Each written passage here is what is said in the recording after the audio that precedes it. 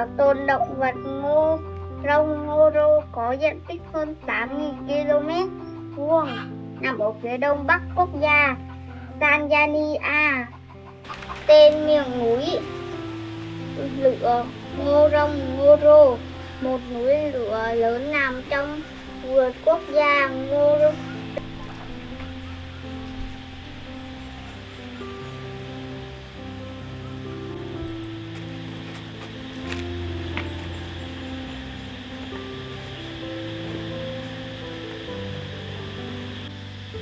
Đặt tay, đúng rồi, đặt tay, giỏi quá, đặt tay, đúng rồi.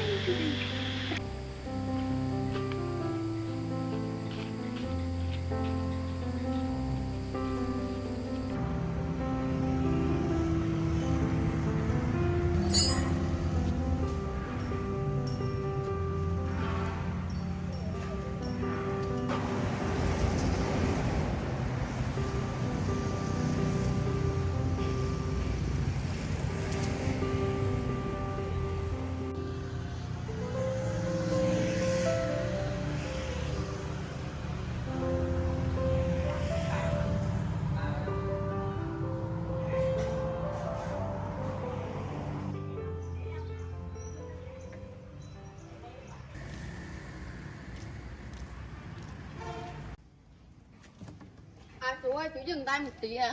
Chú có thư hồi về này, con thấy không có được. Con Chú có thư này. thư con gái à? Hình như là không phải, thư này là thư bị hồi Thư âm này về. thư này định cái gửi cho con mà này thì trả về hết đấy. Đừng có năng mà định cái bữa hôm định cái hòn nó trả về thêm 3 cái đến lúc này là lĩnh nó năng. Con cũng không biết nữa, hay là tại mấy đứa nhỏ không có ở nhà. Gửi 4-3 cái anh trả về chứ cái này cái thứ tư anh trả về đấy thì Nhưng mà thời đại này sao chú không có xài điện thoại? Điện thoại một cuộc là nó nghe luôn mà, hỏi thăm tình hình cho nó kia chứ giờ chú gửi thư đâu. Nói thật đấy cháu là định cái gia đình cháu khó khăn, nói thật sự là đi trước chứ có điện thoại mà từ kia ở nhà không có điện thoại. Rồi đấm mà chủ cũng nhờ được, nếu mà có điện thoại thì những cái chủ nhờ điện thoại các cháu cũng được, chứ mà nếu điện thoại nhà không có thế thì cháu chủ lỗ quá chắc là mới chờ cháu có sắp xếp chứ chủ làm mà lại cả tháng thôi, chứ có chủ với chủ thăm ra thì chỉ có cái năng là ra nó rút ruột đầu ngàn vậy đến nó chủ cũng được. Nói chung là con cũng biết cho hoàn cảnh của chú, nhưng mà giờ chú biết đi, xe của con trải dài trong kia mà giờ làm có kịp đâu, thợ toàn tăng ca. Chú làm ở đây thì cũng biết mà, thợ tăng ca đến 10 giờ đêm mới giờ mà chú mới chỉ cho chú cực cứng làm ok rồi mà giờ chú chỉ cũng tội cho con quá. Thì chủ biết vậy nhưng mà đây chủ về từ thăm nhà một tí đây đây khỏe quá thì có thì cái nắng là cái dùng nó 7 đêm nay dùng cũng được thì nó bỏng ruột, nó có ruột người ta ở nhà hai đứa như thế nào đi chủ đi cắt hàng thôi. Bữa con nghe chú nói con chú lớn rồi mà chú lo làm gì, nó lớn rồi nó phải tự lo được chứ. Chứ nó còn bé có bầu và đứa thì nó lên đô nó học á, nó bài học lập bộ thôi. Đây chứ chủ ấy có ruột quá đó thì đi có sắp xếp đó từ về đây cho sắp xếp công việc nghe ổn thì lên à. Giờ xe đông quá à. Giờ xe này chú đang thay nhớt dở đúng không? Thấy rồi xong hoàn chỉnh rồi chứ chủ nó dọn đồ vào nữa thôi. Nói chung là chú dọn dẹp xe này đi rồi qua coi dùm con xe này, rồi có gì tối con với chú nói chuyện sau, chứ giờ xe đông quá mà rồi. Chú đòi về luôn thì con cũng chưa biết được như thế nào, thì để con cũng cố gắng sắp xếp thôi, chứ giờ con không biết được. Thì cố gắng sắp xếp chủ về thăm nhà cũng chủ nghe sốt lắm. Chú cứ làm xong xe này đi rồi qua xe này coi dùm con cái đầu xe nhá. Vì xe này lên hồi sáng giờ mà cũng chưa có thời gian để sửa nữa. Xe này nó bị cái hư cái động cơ này nè, thì quyển ra coi không có tắt gì không. Rồi xong giờ con đi vô đây rồi có gì tối con tính. Chứ giờ đông xe quá con cũng không tính được đâu.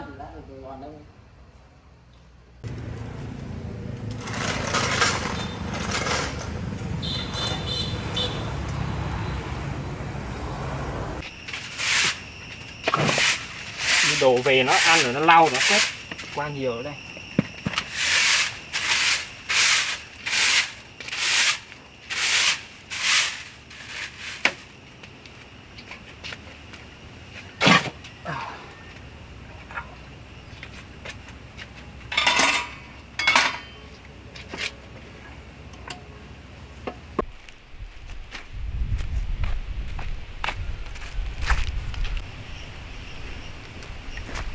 Em không về nhà này chứ. Ông ở nhà mình mày dặm vô, ông ở nhà không vô được. Hình như ông đi đâu ở nhà. Mà ai quét dọn nó không biết. Ai mà giống những cái ông hung.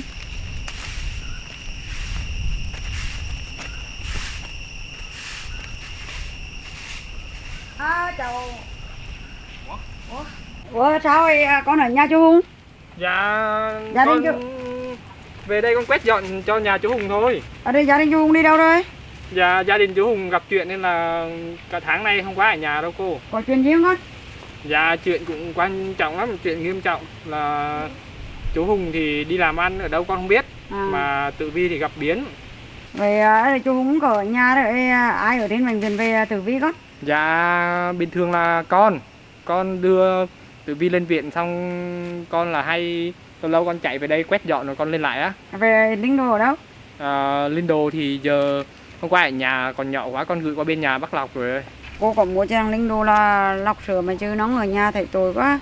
Hay là con chỉ nhà cho cô đi, cô đưa cho nó lọc sữa? Dạ, nhà bác Lộc á, nhà bác Lộc cô đi đến cái ngã tư á, gần đây thôi, cô rẽ xuống.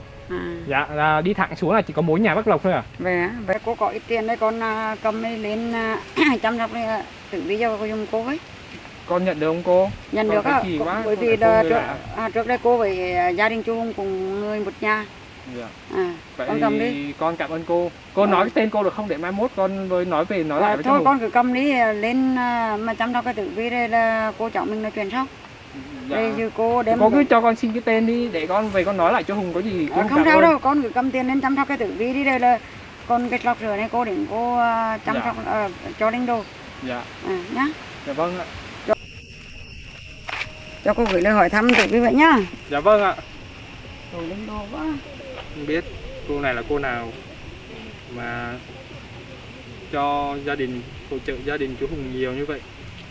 Mình nhớ tiền hiến máu chỉ có 200.000 thôi mà hỏi tên cô ấy thì cô ấy không có nói. Chắc cô ấy cũng có nỗi khổ riêng. Đấy, cái nghĩa là góc này là còn một nhà nữa là nhà ông Long. Thôi đi.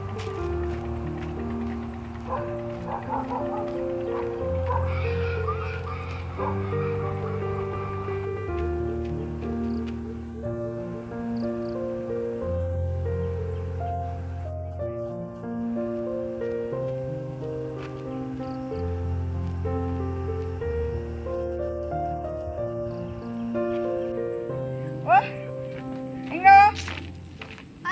Hay đến à? Con làm gì đấy? Con ngồi chơi á. Rồi nghe nói con ở Bạc Lộc, có Bạc Lộc đâu? Bác Long là cháu á. Mà con bố đi đâu? Mà bố đi làm thuê. Vậy ra ngoài bố làm thuê mà chị Tử Vi lại đi làm gì mà mày lại đau để đi viện lắm rồi. Con cũng không biết nữa. Anh ngày Lan gặp chị Tử Vi lúc đó đang làm xong anh Lan là chị Tử Vi đi bệnh viện. Con nhớ bố nhớ nhà của chị Tử Vi lắm mà sao mẹ biết Cái này mẹ lên nhà mà thấy hình như bạn của chị Tử Vi hay sao á.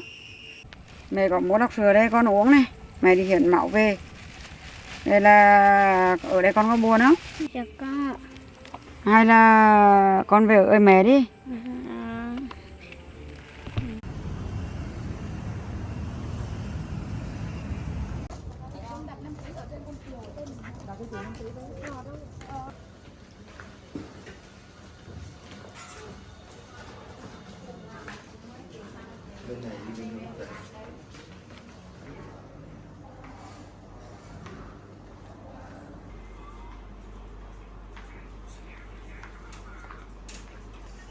Hai người chàng đi được tới. Thằng nói đấy không? Nói phải không? Anh ăn gì đâu? Dạ? Ăn ngon rồi. Muốn ăn gì? Anh mua cho em rồi tiền này. Đò, vẫn còn đò. Đò. Giờ này còn đò nữa. Thích ăn thì để ăn mua cái Nó bớt. Cái lá ăn mua nó đâu ngon rồi. Để mai mốt bác làm thêm tiền rồi bác mua thêm cho nha. Ngon à.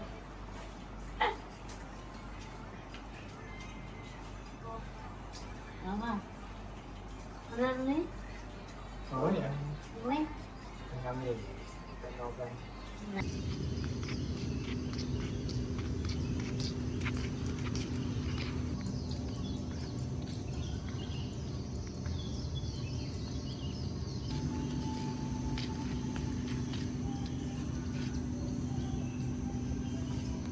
Thì phải em phải tí em nhớ là tí là trong lành ra hít thở tí, chắc cũng lâu rồi em mới được ra lại ngoài đây. Tụi em chờ anh cả trong buổi tối ngoài á, mà chưa thể ăn về, anh làm chứ mà việc chỉ làm việc tối vậy. Thì họ dặn em làm tăng ca thêm 2-3 tiếng cho họ thôi mà. Xong chạy về không kịp rồi. Để em thấy tụi anh cho mắt đáng đi. Nhưng mà anh phải giữ việc đã nhá. Anh biết rồi, cái đó phải lo cho con luôn kìa. Đi. Đó.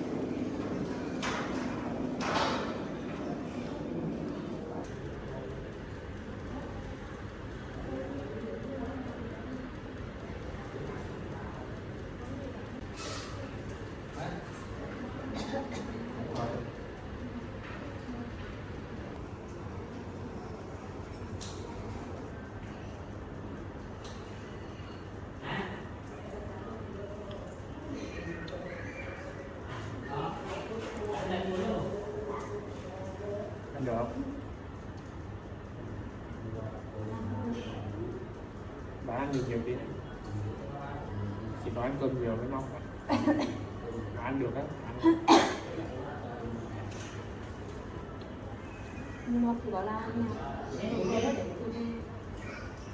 anh nhé còn kia Bác sĩ bảo chiều để chiều anh chạy về anh coi đưa đi khám. thường lắm à Nó chắc trung tâm một chút ảnh hưởng